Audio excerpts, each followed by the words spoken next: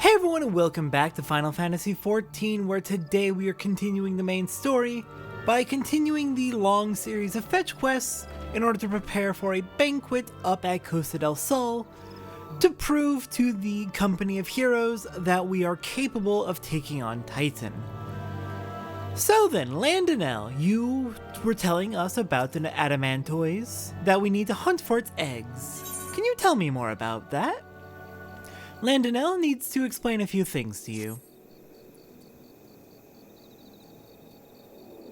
Let me be clear. This business between you, me, and the captain must remain a secret. See, I don't regret my time spent with the company in the slightest, traveling the world, meeting interesting people, killing them. It was all jolly good fun.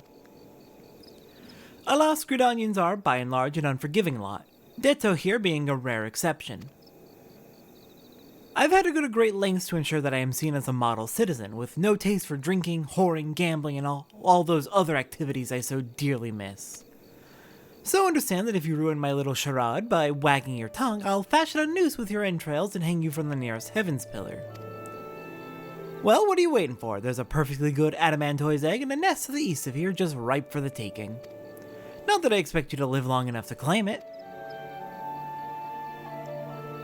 Don't think I like this man very much.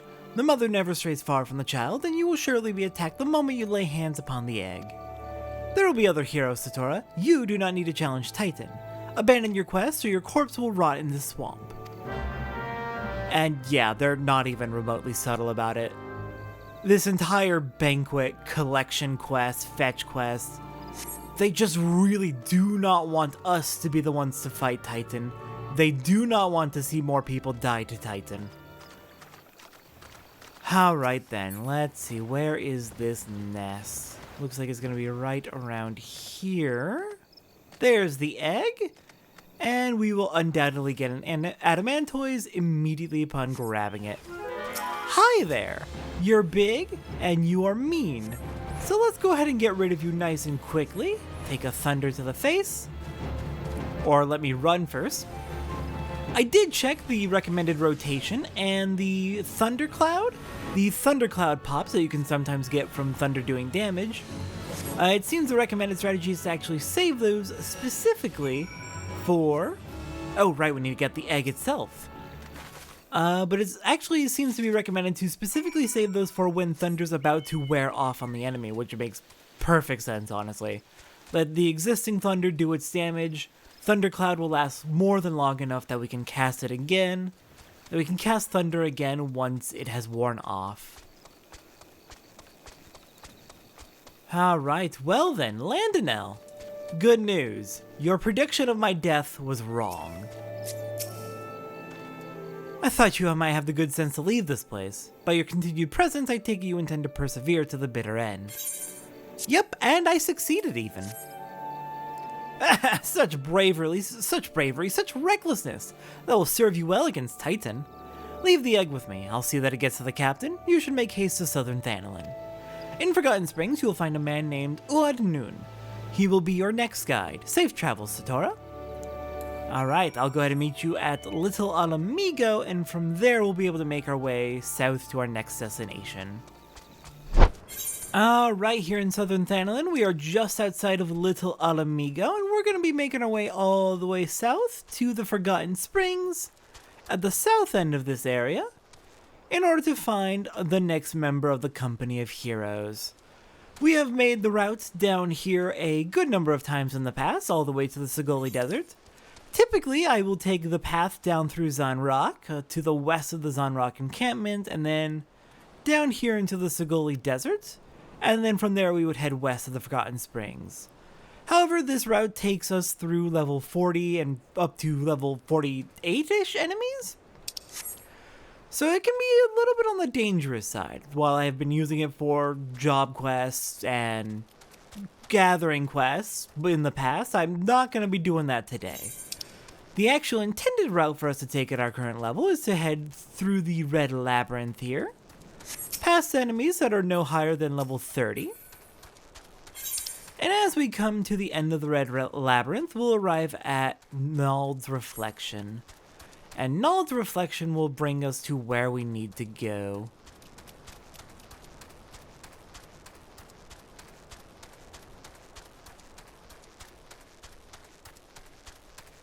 Alright, right on into this little, it looks to be a bit of a shrine.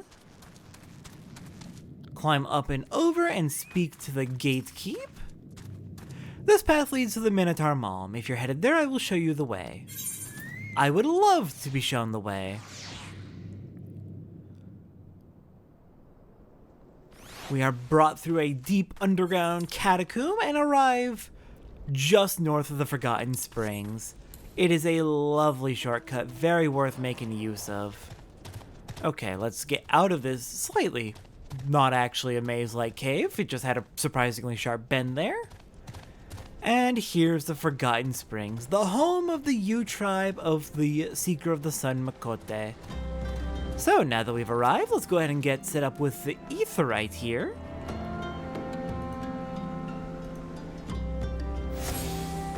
Then go ahead and set that as our home point, since we are going to be working here for just a little bit. And then next up we have the Chocobo Keep. Hello there. Well met, traveler. Well met indeed. Thank you for adding me to your roles. Let me just make sure I have marked that off. And finally we can meet up with Uod Nun here and complete our quest. State your business, adventurer. So this is the one Whiscat sends me. I haven't the foggiest what he sees in you, and until I do, you will receive no aid from me. Lovely. We get absolutely nothing. Okay, taking a look at these, I have personally frequently found critical hit to be just generally the best stat to get with materia, but I also main Scholar, where critical hit can have a huge impact on some of your abilities, specifically your ability to get double shield from Eloquium, which can be very powerful. So I definitely have a bit of a bias towards critical hit, but Determination is a flat increase in damage, and Direct Hit is an increase in the chance of getting a, I think it's a 20%? I want to say 20% increase in damage per hit. But I'm going to go with the critical hit, since that is really powerful for Scholar in particular, and just in general, and I'm a big fan of it. Interesting to see that we are starting to get materia as main story rewards. Alright then, and with that, next time on Final Fantasy XIV, we have arrived here in a new area, but before we get started on our work here, I think it's time we go back to Ul'dah and do some work on goldsmithing. We need some new jewelry. Ours is honestly still pretty up to date, but it never hurts to have new jewelry. I'll see everyone next time for that.